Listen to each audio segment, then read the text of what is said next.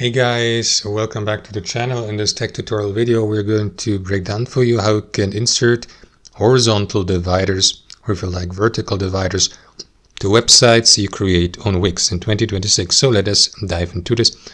So guys, navigate to the page you would like to edit, and let's assume you'd like to divide specific sections visually on your web page, like for example a section, I don't know, with images here, text boxes below, and so on and so forth. Let me go with that pretty empty example page here to show you how to add these dividers. What you need to do is click into that add element button in the top left, navigate to decorative here, and from that menu select horizontal lines or vertical lines depending on which type of divider you would like to add, vertical or horizontal. I will go for horizontal, and then you will see these options here. Each one of them is of course customizable. So let me go with this one here, click into it, drag it to your web page and release your left mouse. And after that you may resize it, for example, make it longer or shorter.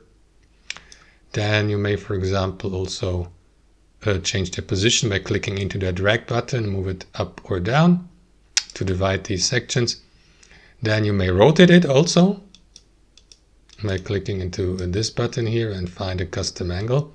If you'd like to add, I don't know, a divider with 30 or 45 or 90 degree rotation. And you may of course customize its design and add various effects, filters and animations. Customize it as any other element here on your web page, like images, vector arts, containers, text boxes, and so on and so forth. Now you can also use that button here to stretch the divider to full width by enabling it here. And as you can see now, the divider goes from the very left end to the very right end of your web page.